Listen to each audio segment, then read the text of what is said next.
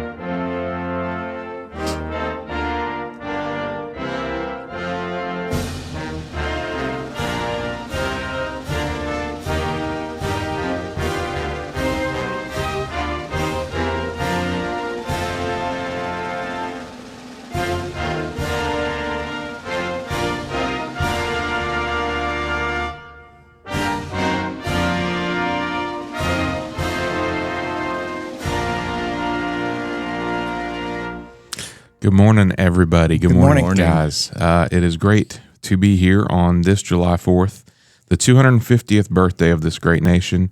It's just the guys today, Corey, Randy, and myself. But we appreciate you, as always, taking the time to listen and be with us on this great day. As always, if you have something that you'd like us to research and bring to a future broadcast, you can pester Randy with that. Randy likes to be pestered. I do. And you can pester Randy at rfmoney.com. Yep, I look forward to your emails. And we have a special 4th of July show lined up for today. And we'll do things just a little bit different, meaning that we will provide the market update at the end of the show, time permitting. Now, on with the show. 250 years ago, a radical idea was born in the heat of a Philadelphia summer. It was just a declaration of independence. It wasn't just a declaration of independence from a king. It was a declaration of independence for the individual. Yep. When the Founding Fathers gathered in 1776, they did something no civilization had ever successfully done. They turned the ancient hierarchy upside down. They declared that your rights do not come from a government, a dictator, or a monarch. Your rights come directly from a higher power. Government is not the master, it is the servant. The founders built a constitutional fortress around that idea. They knew the greatest threat to human happiness is the concentration of power. So they divided it, they checked it, and they balanced it. Yeah, and they did this to protect your right to think, to speak, to worship, and to build a life based on your own merit, your own character, and your own hard work. That's why the American dream still echoes across the world today. It's the simple, enduring promise that any individual, through determination and enterprise, can achieve success. It means economic mobility. It means freedom of expression. It means that your destiny is written by your own hands, not a bureaucrat. But today, we must remember what makes this engine of liberty work. It runs on individual freedom and free enterprise, and that's exactly why philosophies like socialism and communism have no home on American soil. You see, America was built on the sanctity of the individual. Collectivism demands the supremacy of the state.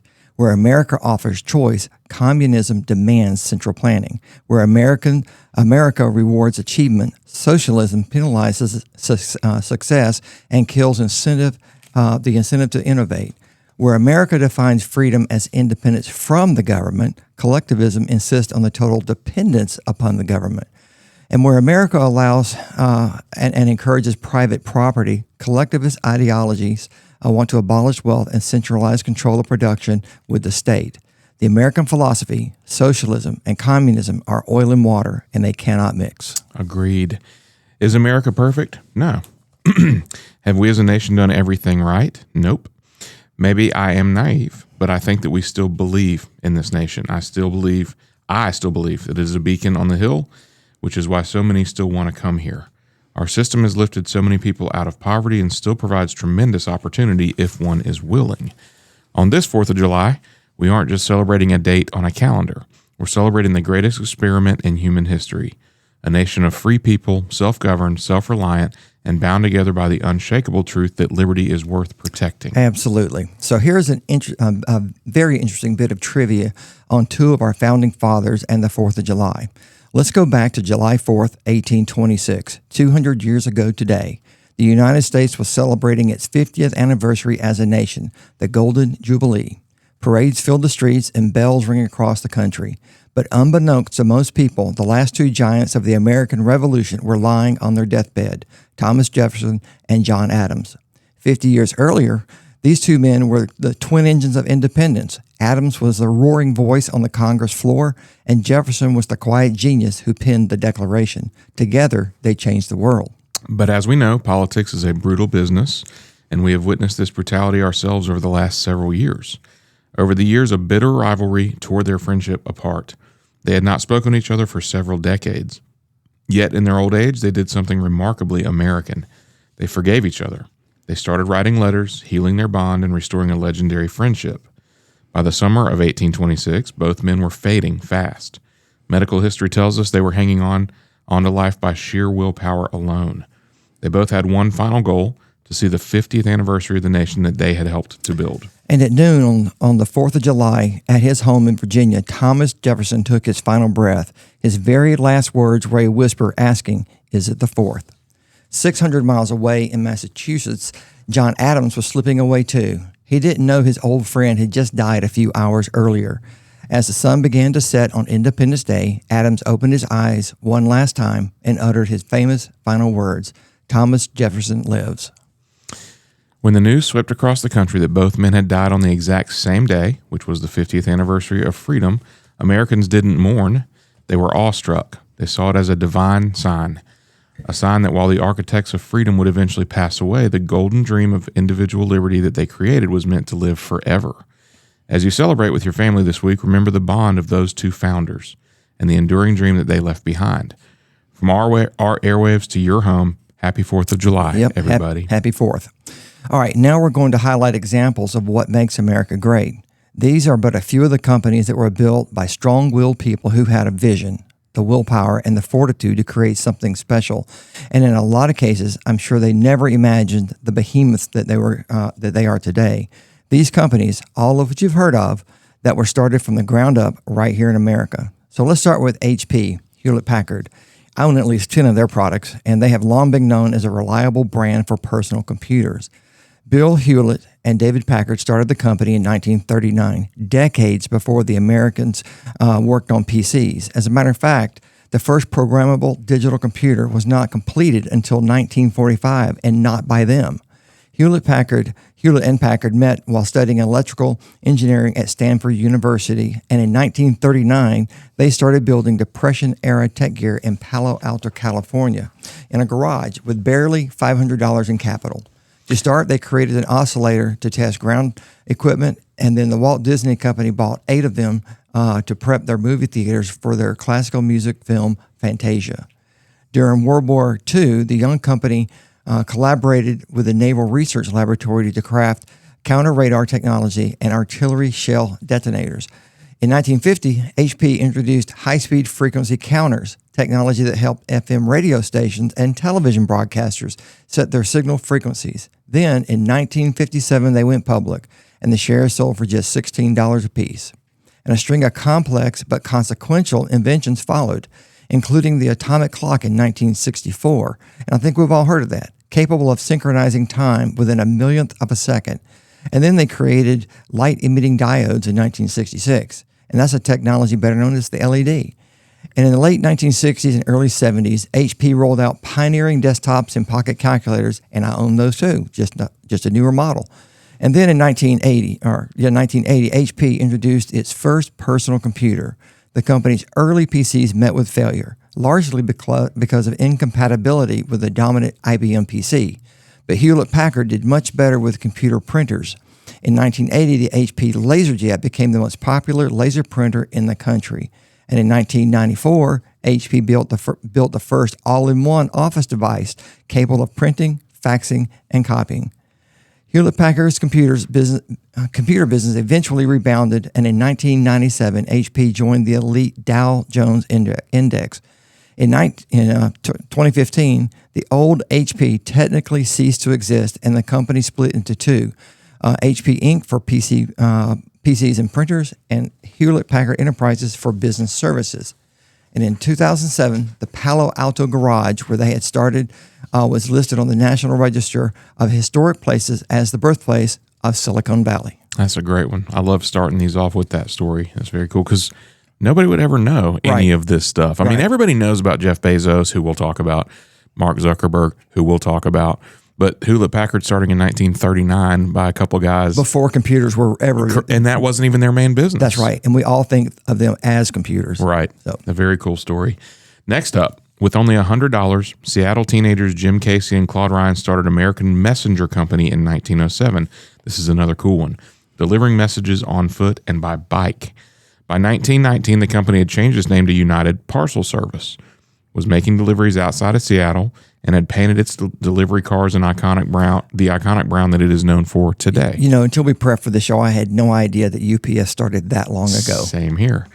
From the 1930s to the early 70s, UPS expanded its reach across the U.S., first to New York and Chicago, and by 1975, it became the first package delivery company to serve every address in the continental U.S. By 1985, UPS had introduced its next day air service, making it the first delivery company to have an air delivery network for every address in the U.S. and in Puerto Rico. The company launched its airline division in 1988. The next year, it was delivering across the Americas, Europe, and Middle East, Africa, and the Pacific Rim. By the early 2000s, UPS had expanded into the retail space, creating the UPS Store, and in the late 2010s brought expanded Saturday services.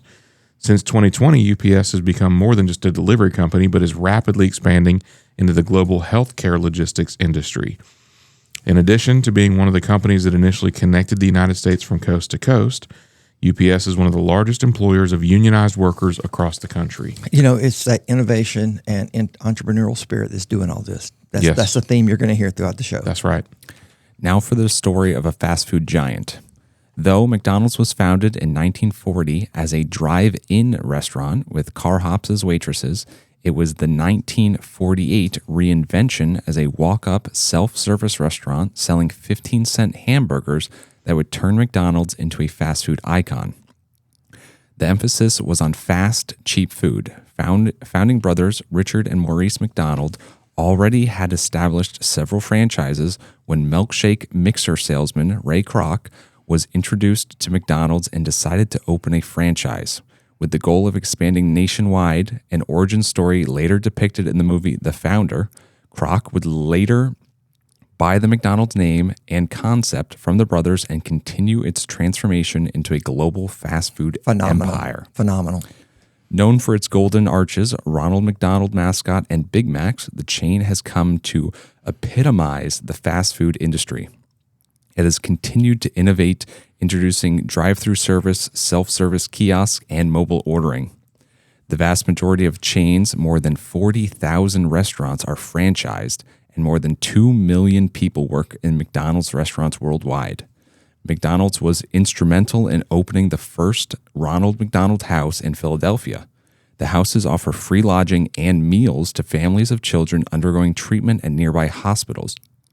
McDonald's continues to support Ronald McDonald Houses through donations and fundraising events. Yeah, I don't know about you guys, but I have fond memories of burger runs from high school and hanging out with friends at Mickey D's. Back then, even a high school kid could afford to go out to eat there. Take your girlfriend out, milkshake and French fries. The dollar menu has changed a little bit. For sure. But So now it's, I think, just called the value menu. Yeah. $5 for everything on it. The origin of story of Facebook reads like the account of a brash college student who made news for the wrong reasons. Mark Zuckerberg created a website in 2003, filled it with hacked photos from online Harvard house Facebooks, and launched a hot or not game for rating students. The site was swiftly shuttered, not surprisingly. The next year, however, Zuckerberg and 3 co-founders launched The Facebook, a site where Harvard students could populate their own web pages. The Facebook spread to other elite universities, and within months, Zuckerberg had left Harvard to work on Facebook full-time. By year's end, The Facebook, I keep calling it The Facebook because that's what it was called, had 1 million users. Remember MySpace? When Facebook reached the 1 million mark, its social media rival MySpace had 5 million users. But Facebook would soon leave MySpace in the dust. Gradually, Zuckerberg introduced the features that would get Facebook users addicted. The news feed, the wall, tagging friends in photos, and the like button. Do you guys remember, Corey, you probably, I don't even know if you're on Facebook, but there used to be a poke too. Yes. When you friended somebody, you could poke them. I don't know if that's even still a thing, but Facebook expanded to high schools in 2005. By the next year, anyone 13 or over could join. Facebook was no longer an exclusive club, but it was a popular one. Facebook continued to expand, buying the photo-heavy Instagram in 2012. Facebook went public that same year, the largest tech IPO in history at the time. By the end of 2012, Facebook had 1 billion users. And I don't think that it's in here, but I remember the Facebook IPO was something like $38. It was about that. And today, I don't think they've done any splits. The price for a Meta share is like $6.12, $6.15, something like that. So pretty good since 2012 to 2026. Pretty good ROI there. In 2014, Facebook bought the messaging app WhatsApp for $19 billion, and Zuckerberg made a big push for virtual reality. In 2017, Facebook hit 2 billion active users. In 2018, Instagram reached 1 billion users. In 2021, Facebook changed its brand to Meta, reflecting vague ambitions around creating a metaverse. Today, Facebook boasts more than 3 billion regular users. According to Pew Research, roughly 7 in 10 American adults use the service. It's the company that introduced friending and unfriending into the national conversation. Yep. And, so Facebook, no doubt, is a huge success. It's one of those items that businesses need to have. And Instagram and LinkedIn as well. It's really quite amazing how entrenched these platforms are into people's everyday lives and their businesses. And it all started with a simple idea and a vision. So you think about 3 billion users on Facebook. Oh, yeah. 3 billion is dadgum near half of the world, right? Because there's 8 billion people on the planet, supposedly. Yep. And you got 3 billion of them on Mark Zuckerberg's Hot or Not program that he started in his college dorm. And it says active users. Right. So it's not just people who made Casual. accounts. Yeah. They're saying 3 billion people Currently using it. currently on Pretty- it or pretty regularly insane. checking. Yep. All right, shifting gears here. These days, the Tesla brand is synonymous with Elon Musk. And as you know, he is the world's richest person, and he'll tell you that. But it wasn't always so. Tesla's founders were a couple of engineers, Martin Eberhard and Mark Tarpenning, who set out to build an electric sports car. They started the company in 2003 and named it after Nikola Tesla, the Serbian-American inventor known for his work with electricity. Musk joined the venture in 2004, contributing funding from the wealth he had amassed as the co-founder of PayPal. He stepped in as the chairman, and I believe people forget that he was one of the creators of PayPal too. I think that is easy to forget because of everything that's happened for him since. That's right. Well, over the next few years, Musk proved himself an ace fundraiser, helping to secure capital from the likes of Google co-founder Sergey Brin and Larry Page. The first prototype, the Tesla Roadster, arrived in 2006, attracting celebrity customers like George Clooney. After many delays, the Tesla Roadster finally emerged in early 2008, and it could go roughly 245 miles on a charge, and that was unheard of back then for an electric car. So it went 0 to 60 in less than 4 seconds, and it could hit a top speed of 125 miles per hour. And its price tag was just over $100,000. In late 2008, the dawning of the Great Recession, Musk stepped in as the CEO, and then in 2010, he took Tesla public. And a little known fact is that Tesla was the first automaker to join the American stock market since Ford. That's phenomenal. The company's attention shifted to the Model S, a mass-produced sedan hailed by the automotive press. And then in 2012, Tesla began installing charging stations across the United States and Europe. A low-cost Tesla, the Model 3, launched in 2017 with a price tag of around $35,000, and it became the best-selling electric car in history. Now, most Americans know the rest of the story. In 2025, Musk joined the second Trump administration, fracturing Tesla's customer base. And it's kind of funny that Teslas could be seen with a bumper stickers that read, "I bought this before Elon Musk went crazy" on the back window. Whatever Musk's flaws, Tesla is a member of the stock market storied Magnificent Seven, credited for the company that drove EVs into the American mainstream. And it is truly a great story. Don't quote me on this, but I saw something after the recent IPO with SpaceX, which turned Musk into the first trillionaire, right? We've all seen that. There was something I read that said that, and this was right out of the gate when the IPO had gone from initially $135 to up to over $200, and the company was worth close to $3 trillion at one point in time. And the statistics said something like Elon Musk could lose $1 trillion of value and still have more money than Warren Buffett. And it's like, absolutely, wow, man, geez, okay. Yep. All right. So, Musk is certainly looked at as an icon at this juncture, and he has no doubt accomplished a lot. And he's not even that old. That's right. So he may do so much more before it's said and done. So think SpaceX. Like SpaceX, for exactly. I mean, how old is Musk? He can't be more than 55. Something like that. Yeah. When a pair of entrepreneurs founded Netflix in 1997, their goal was to provide an alternative to the ubiquitous Blockbuster. I loved Blockbuster. I did too. Blockbuster, founded in 1985, was the well-known and massive nationwide chain of video rental stores, and at its peak, there were 9,100 locations. Netflix offered an intriguing alternative. You would select movies and television shows from their vast library and receive them by mail. There were none of the Blockbuster's infamous late fees. You simply returned the disc when you were done, and Netflix mailed a new one. Netflix launched a website in 1998 and a subscription service in 1999, allowing unlimited rentals for a monthly fee. In 2000, the company began using algorithms to recommend titles to its customers. In 2002, Netflix went public. The Netflix that we know today emerged in 2007 with a streaming service that allowed subscribers to watch any Netflix content at any time.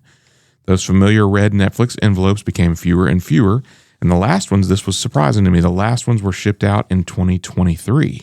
I didn't think that they were still shipping discs as recently as 3 years ago, but they were. Blockbuster was a casualty of Netflix and of streaming in general. By 2019, only one Blockbuster store remained.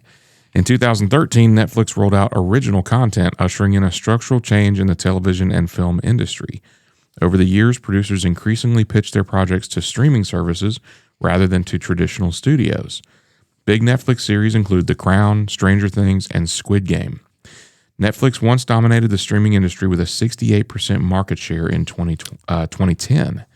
By 2018, its share had dwindled to 27%. Today, Netflix arguably leads the streaming industry, but it no longer dominates. According to one Pew Research survey, 72% of adults watch Netflix programming, while 67% watch rival Amazon Prime. In 2025, Netflix flexed its muscles, announcing it would buy Warner Brothers Discovery, giving the streaming titan control of an iconic film studio. Yep. Very cool story. Good story. All right, let's shift over to Home Depot. More savings, more doing. That's the power of Home Depot. That was Home Depot's iconic 2000 slogan. Now, with the tagline, "How doers get more done," the Home Depot is known for its selection of do-it-yourself and professional building supplies, and those recognizable orange aprons. Back in 1978, Bernie Marcus and Arthur Blank co-founded the Home Depot with two ideas that would set the retailer apart from traditional hardware stores. Stores would employ knowledgeable staff capable of guiding customers through their projects, and locations would be large warehouse-style spaces selling far more products than its competitors. The Home Depot positioned itself as a one-stop shop for customers, whether they were building a coffee table, furnishing a home, or landscaping a backyard. And it worked. People love the Home Depot concept. Headquartered in Atlanta, the Home Depot has locations in all 50 states. Today, the company's commitment to educating customers continues. On the first Saturday of every month, locations host free in-store workshops for kids with projects this year ranging from leprechaun mailboxes to go-karts. And since 2011, the Home Depot Foundation and the retailer's nonprofit arm has focused a lot on giving to veteran-related initiatives. According to the company, the foundation has invested more than $600 million in veterans' causes. It has pledged to increase that investment to $750 million by 2030. The foundation has also committed $50 million to its Path to Pros program, which aims to train the next generation of skilled tradespeople. Shifting from a company that supplies the creation of a home, let's talk about a company that helps maintain the people within your home. Procter & Gamble has succeeded in becoming a routine part of Americans' mornings, laundry days, and first stages of parenting. Founded in 1837 by brother-in-laws William Procter, a candle maker, and James Gamble, a soap maker, the company began naturally as a candle and soap business. Both were immigrants who settled in Cincinnati, Ohio. During the U.S. Civil War, the Union Army relied on Procter & Gamble to supply candles and soap to its troops. In 1879, the company introduced Ivory soap, which became known as the soap that floats. I used to love that when I was a kid. And it was one of the company's best sellers. By the middle of the 20th century, Procter & Gamble cultural impact was evident. Its sponsorship of widely viewed radio and TV dramas is a reason such programming are still referred to as soap operas today. Over time, it launched a vast range of self-care, cleaning, and household products, including Crest toothpaste, Tide detergent, and Pampers diapers. Following other product launches and acquisitions, it's also the company behind Gillette razors, VapoRub, Cascade detergent, Febreze, the Mr. Clean Magic Eraser, and Swiffer Wet Jets, among other globally recognized brands. In 2021, Procter & Gamble responded to climate concerns by setting ambitious targets to achieve net zero greenhouse gas emissions across its supply chain operations by 2040. Today, Procter & Gamble products are sold in approximately 180 countries around the world, and the company has operations in 70 countries. Its headquarters remains in Cincinnati, Ohio, where it all began. You've been listening to Your Money, brought to you by Lifespan Wealth Management, proudly serving Middle Georgia for over 30 years. Our mission? Helping folks just like you plan for a secure and stress-free retirement. Need a trusted financial advisor? Call us today at 478-922-8100 and schedule your complimentary consultation at our Macon or Warner Robins office. Want to learn more? Visit us anytime at retirerelax.com. Because when you plan smart, you can retire and relax. And here's something extra. We offer free educational seminars for the community. If your group needs a guest speaker, give us a call and let's make it happen. That's 478-922-8100. Now, let's get back to the show. All right, let's shift gears from inside your home right into your garage. Known for its wide offering of vehicles and its core brand, including Chevrolet, GMC, Buick, Cadillac, General Motors is one of the largest manufacturers in the world, and its origins can be traced all the way back to the late 19th century when Durand Dordt Carriage Company had William Crapo Durant at the helm. As a leading carriage manufacturer who had been asked to oversee general management at Buick, Durant created General Motors in 1908. The company's early holdings consisted solely of the Buick Motor Company, but it would expand rapidly into the following year. With loyal customers already in the United States, General Motors opened its first assembly plant outside of North America in Copenhagen. And soon after that, it added brands including the UK's Vauxhall, Germany's Opel, Australia's Holden to its portfolio. By 1933, General Motors had operations in more than 17 countries. Fast forward to the 90s, when the company launched OnStar, the first in-vehicle communication system connecting drivers to emergency assistance and directions before the smartphone era. During that decade, General Motors also unveiled the Impact. Many people have never heard of this, but it's a two-seater electric concept car. And that's before hybrid and electric cars became mainstream. Today, the company sells cars to customers around the world with major presence in the United States, China, Brazil, Canada, and Mexico. And its top sellers range from the trucks like the Chevrolet Silverado and the GMC Sierra to SUVs like the Tahoe Suburban to luxury cars from the Cadillac Escalade and Corvette. So, good story. Many successful companies are built around a great product, but some become successful because they never lose sight of the people they serve. The story of Chick-fil-A and how its founder, S. Truett Cathy, a man who believed that lasting success came from serving others with excellence, integrity, and generosity, created a fast food staple. Truett Cathy began his business journey in 1946 when he and his brother opened a small restaurant near Atlanta called the Dwarf Grill. Years of serving customers taught him an important lesson. People would always remember how they were treated. In the early 1960s, after experimenting with pressure cooking chicken, he created the chicken sandwich that would eventually become the centerpiece of Chick-fil-A. Rather than trying to offer everything, Cathy focused on doing one thing exceptionally well and delivering it with consistent quality. As the business expanded, Cathy took a different path than many fast food chains. Instead of opening as many restaurants as possible, he emphasized careful growth and strong local leadership. Chick-fil-A became known for selecting dedicated owner-operators who would treat each restaurant as if it were their own. That philosophy helped create a consistency from one location to the next and build a reputation for friendly service that customers came to expect. One of the company's most recognizable traditions is remaining closed on Sundays. Cathy believed that both employees and operators deserved one day each week to rest, spend time with family, or focus on their personal lives. Many business experts questioned the decision, yet Chick-fil-A continued to grow into one of the most successful restaurant chains in America while staying true to that principle. Education and leadership development were also passions of Truett Cathy. The company has awarded millions of dollars in scholarships to employees over the years, helping thousands of students continue their education while building valuable workplace skills. Many former Chick-fil-A employees credit their experience with teaching them responsibility, leadership, and customer service, lessons that have benefited them long after leaving the company. Cathy also believed businesses should strengthen the communities around them.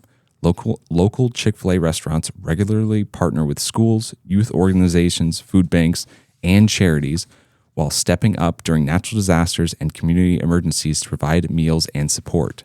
That commitment to serving others has remained part of the company's culture for decades. Perhaps S. Truett Cathy's greatest achievement wasn't simply creating one of America's most recognizable restaurant brands, it was demonstrating that leadership is measured by the lives you influence. The values he established continue to shape how thousands of employees serve customers, support one another, and give back to communities every single day. His story reminds us that a lasting legacy isn't built overnight. It's built one decision, one act of kindness, and one opportunity at a time. Long after the first chicken sandwich was served, the principles behind it continued to inspire businesses and individuals to lead with purpose and serve others well. Chick-fil-A, a couple things about it. It at least 10 years ago, and it still really does this, but it really is a different experience than other fast food restaurants. It is. Yep. You know, the food feels like it's of higher quality, but also for people to actually treat you respectfully, they bring the food to your table when you're waiting on it, ask you, is there anything else I can get for you? It's just a different experience for a fast food restaurant, and they have set themselves apart. And a lot of people really do interpret wrong that the reason they're closed on Sunday. I went to church with the Cathys in Jonesboro, Georgia, and he did not close it for religious reasons. He just it's about having time with your family and all the employees needing that down day, just like we talked about. Got it. So good to know. All right, Jeff Bezos. He opened Amazon in the mid-1990s as an online bookstore. I remember when Amazon was just a bookstore, which operated out of his Bellevue, Washington garage. How many businesses started in somebody's garage? So many. Man. So many. By 1995, Amazon books were sold to readers in all 50 states and in 45 countries. Amazon's revenues gradually increased as the 1990s progressed, which allowed the company to tap into other spaces. Amazon opened a music store in 1998 and a video store in November of the same year. Amazon's product line grew out of Bezos' garage and into warehouses known as fulfillment centers. The company opened 4 centers in 1999 while also adding toy and consumer electronics stores. Amazon Marketplace, where third-party sellers could offer their new and used products online, launched in November of 2000. Some of the features that would boost Amazon's popularity were born just after the turn of the century, like Amazon Prime. The service now has more than 200 million subscribers worldwide. Amazon Web Services, which consists of cloud computing technology used by some of the world's largest companies, was launched in 2006. With AWS, Amazon provided businesses with a way to keep their data stored securely and accessible remotely. While seeing continuous growth in the 2010s, Amazon selected a second company headquarters site in Arlington, Virginia. The office complex is expected to bring in 25,000 jobs by 2030. Amazon has formed several key corporate partnerships in recent years, including Whole Foods Market and AI firm Anthropic. The collaboration with Whole Foods has allowed Amazon to put forward new innovations in brick-and-mortar stores. Yep, good story. Apple, let's talk about them. Apple was founded in 1976 by Steve Jobs and Steve Wozniak, who both wanted to make computers small enough to allow people to have them in their homes and offices. And by 1984, the pair had introduced its first Macintosh computer.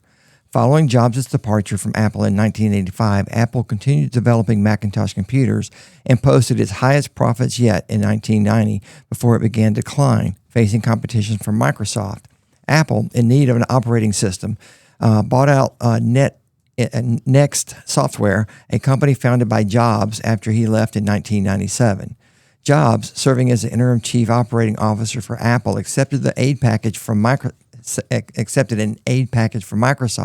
which agreed to invest $150 million in Apple and jointly develop technologies and expand software available for Macintosh computers.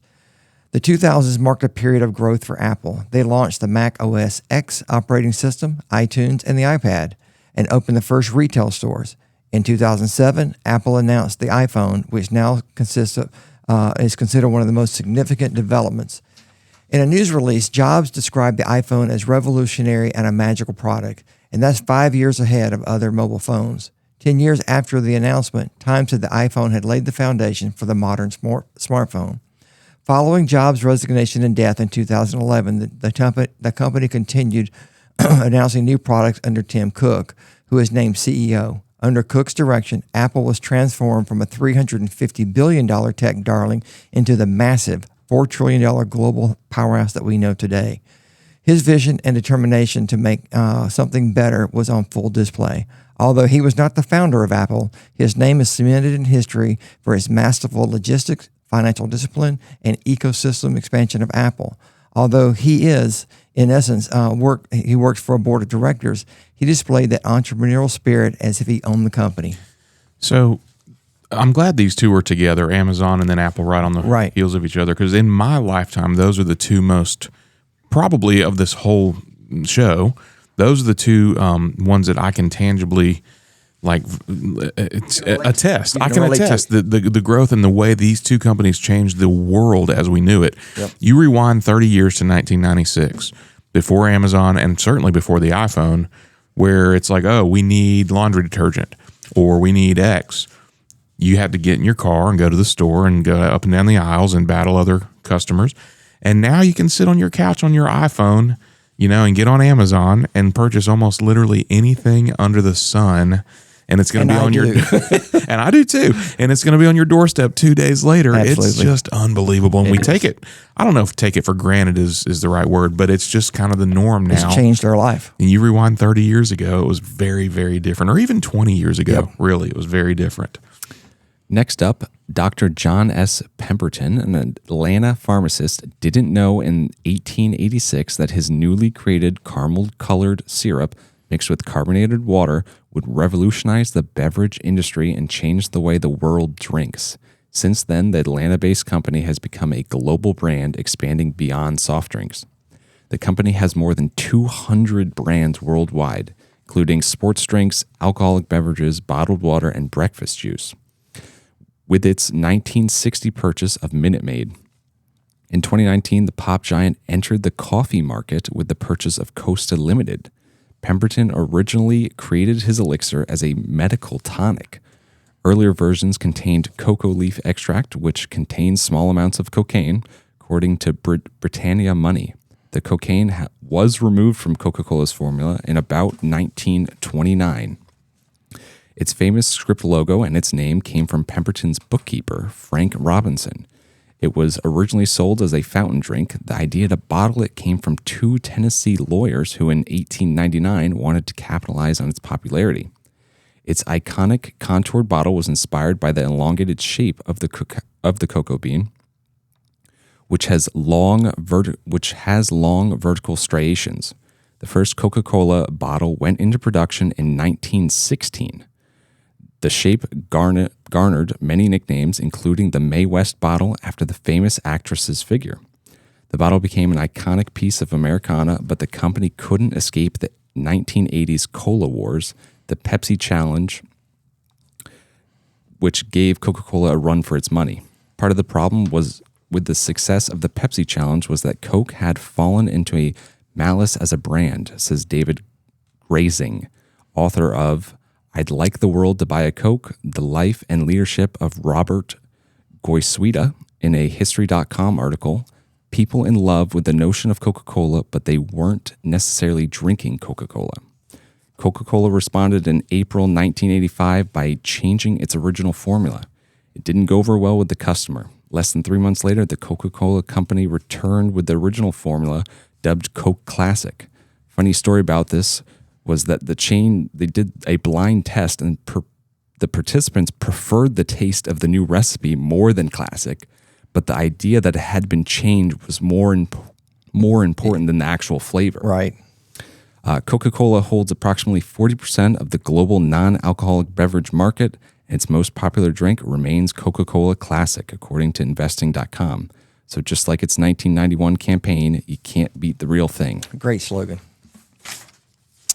After starting Walton's Five and Dime in the 1950s, Sam Walton opened the first Walmart in 1962 in Rogers, Arkansas. 5 years later, it had grown to 24 stores across the state. Walmart has used a number of different slogans over the years, including Our People Make the Difference, All American Savings, Always, Better Every Day, and Save Money, Live Better, which I think is currently their slogan, isn't it? Save Money, Live Better? I've lost track. In 1970, Walmart became a publicly traded company, and its stock sold at $16.50 a share. Since then, Walmart has gone through 12 stock splits. If you had reinvested all dividends, one share of Walmart stock purchased for $16.50 in 1970 would be worth over $600,000 today. Fantastic. Man. Randy, did you buy a share of Walmart in 1970? I was not even thinking about stocks back then. $600,000. Right. The 70s were a pivotal decade for the company as it had 51 stores, aired its first TV commercial, and opened its first pharmacy. By 1980, Walmart was faster than any company to hit $1 billion in annual sales and had 276 stores with 21,000 employees. The company opened its first Sam's Club in Midwest City, Oklahoma in 1983, and it opened the first Walmart Supercenter in Washington, Missouri in 1988. Already a national brand, Walmart exploded in the 90s and began using its now iconic star logo. It was also the decade when it had its first $1 billion sales week and opened stores in China and the UK. It was also the decade when the company lost its founder, Sam Walton, who died in 1992. In the 2000s, Walmart topped the Fortune 500 ranking of America's largest companies with roughly 4,000 stores and more than 1 million employees. It also entered the Japanese market and got rid of the squiggly line and added the spark to the logo. Recently, the company has expanded home delivery with investments in drone delivery and autonomous vehicles. Yep. All right, so let's bring this a little closer to home. There's a company right here in Warner Robins, Georgia, that is a success story like the others. Maybe not on the scope of a Walmart or a Dell computer, but a tremendous success nonetheless. That company is Autobahn. Steve Davidson is the owner, and he did not pay us to do this. Steve Davidson is the owner, and he has built a multi-million-dollar company through hard work, vision, and the entrepreneurial spirit that we're trying to stress today. Steve's dad was in the intelligence business with the United States military, and his family moved a lot. And while the family was stationed in Berlin before the Berlin Wall was torn down, he had looked east into Berlin at the bleak landscape of silent streets, armed guards, and dogs, and lots of bombed-out buildings. This was a stark contrast to the bustling city in the west side of Berlin. He says it was like watching a black and white movie to the east and a color movie to the west. What a picture that paints. At that moment, he vowed to take advantage of the opportunities he was given. After living most of his childhood abroad, Steve's family finally settled in Warner Robins, Georgia, and he graduated from Northside High School. He worked in a print shop. Then he was hired as a contractor for the Central of Georgia line of Southern Railway. Steve's entrepreneurial spirit won out. While employed at the railroad, he tried several different side hustles. He started the first detail shop for car dealers in Warner Robins, a car wholesale company, followed by investing in a cabinet business, and then the first leasing car company called Atlantic Leasing. And you can imagine how hard it was to sell people on the concept of leasing a car in 1976, especially right here in Middle Georgia. The concept was definitely ahead of its time. All of those ventures were valuable lessons in the art of business. As those different businesses didn't pan out, Steve opened Mobile Wash of America, the first pressure washing operation in Middle Georgia at the age of 24. This is where he found his early success and quickly expanded into duct, hood vent, and chimney cleaning. The cleaning business led to the expansion of janitorial cleaning, which included serving nursing homes. Steve soon had multiple crews serving the Middle Georgia area. Business was booming, but the cleaning products they used were difficult to handle. See, they were difficult to handle because in the early days, they had 55-gallon drums of cleaning chemicals that weighed 500 to 700 pounds apiece. One day, while offloading a drum of degreaser from the tractor trailer, and you had to do that by bouncing the drum off the back of the truck onto a tire laid flat on the ground to soften the landing. One day, the seam burst on the 55-gallon drum, and he was covered head to toe with degreaser. That was his eureka moment. He saw that opportunity in the face of a small disaster, an opportunity to do things better. He wondered why a super concentrate could not be made to do the same amount of work, but reduced to a 5-gallon bucket. Steve contacted a friend named Corey Hammock, a local chemist. The two spent months brainstorming on this concept. The nursing home market needed a product that they could get rid of odors from bedpans to soiled linens to colostomy bags, and the cancer smell itself associated with patients' rooms was an entirely different category unto itself. Many trials testing Oban on baby diapers were conducted. I'm glad I wasn't there for that. Well, Corey gave Steve the formula to make the first batch and promptly left town on a business trip. This was before cell phones and answering machines. And Steve took the raw materials home and poured them all into his bathtub. After many hours of stirring the materials together, it became apparent that this was not going to work. Unbeknownst to Steve, the raw materials had to be mixed in a specific order. The first raw materials had to be added to the second raw materials, and then you had to add that to the third, and so on. Once Corey returned, and after coaching Steve on the proper techniques, the first batch of Odoban was made right here in Warner Robins on American Boulevard. Now, Odoban employs over 100 people and is used globally. Very cool. Now for a business that started about 2 hours away from where I grew up. Many successful businesses are remembered for the products they sell or the profits they generate. Every once in a while, a company becomes known for something much bigger. The way it treats people. That is the story of Publix and its founder, George W. Jenkins, better known as Mr. George. George Jenkins began his grocery career during the Great Depression, where he learned that people wanted more than just a place to buy food. They wanted to be treated with kindness and respect. In 1930, he opened the first Publix supermarket in Winter Haven, Florida, with a simple goal: create a store where both customers and employees genuinely enjoyed being. As Publix expanded throughout the Southeast, Jenkins built the company around one core belief: employees were the foundation of the business. Long before the employee ownership became widely discussed, he gave associates the opportunity to own stock in the company. Over the years, many employees who started in entry-level positions built substantial retirement savings and lifelong careers through Publix. His philosophy was simple: when employees are valued, they take better care of customers, and everyone benefits. That culture continues to define Publix today. Many customers have experienced employees walking them directly to a product instead of simply pointing them down an aisle, helping load groceries into vehicles, or taking extra time to assist someone in need. Those small acts of service reflect a company culture that began with George Jenkins nearly a century ago. Jenkins also believed that successful business should strengthen the communities they serve. Throughout his life, he quietly supported schools, hospitals, churches, youth organizations, and charitable causes. Rather than seeking recognition, he focused on helping others whenever he could. That spirit of generosity became part of Publix itself. Today, Publix continues that legacy through food donations, disaster relief, educational support, volunteer efforts, and partnerships with local charities. Whether helping communities recover from hurricanes or donating food to families facing hardships, the company has maintained its commitment to giving back. Perhaps George Jenkins' greatest contribution was proving that treating people well and building a successful business are not opposing goals. By investing in employees, emphasizing expectational customer service, and supporting local communities, Publix grew from a single grocery store into one of the largest employee-owned companies in the United States. George Jenkins passed away in 1996, but his values continue to influence the company every day. His story serves as a reminder that lasting success is often built on simple principles. Respect your employees, serve your customers with genuine care, and never forget the communities that support your business.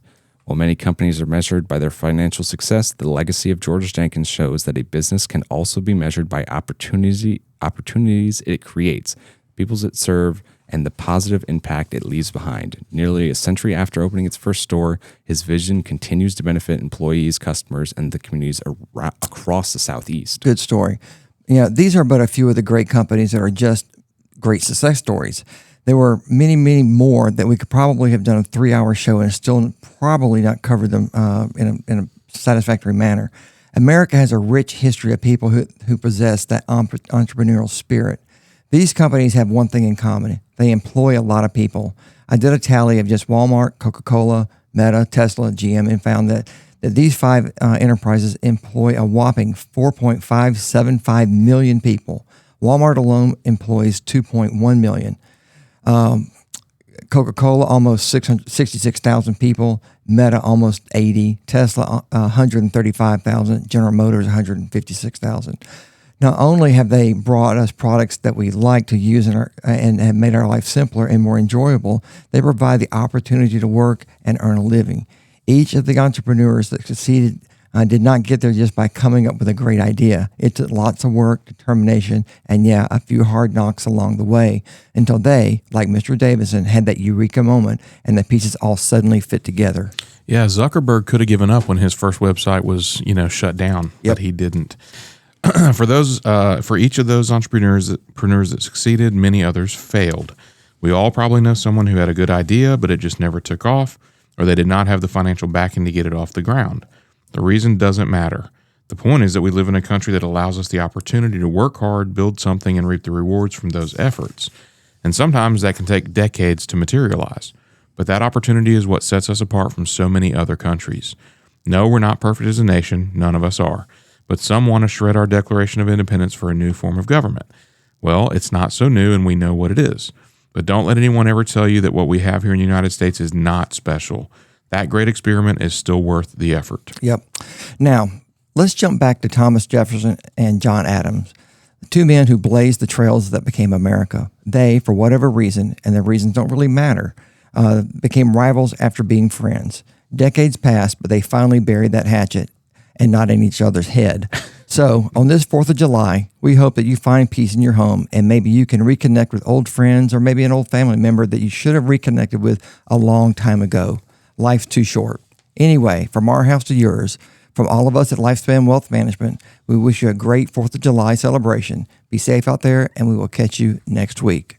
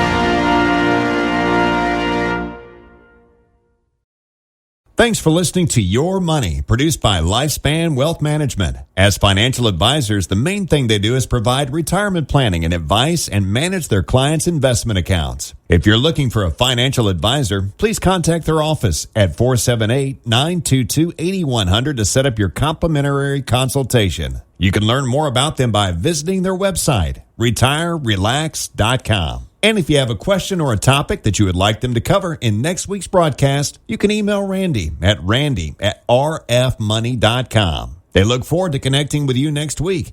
Have a great weekend, everyone.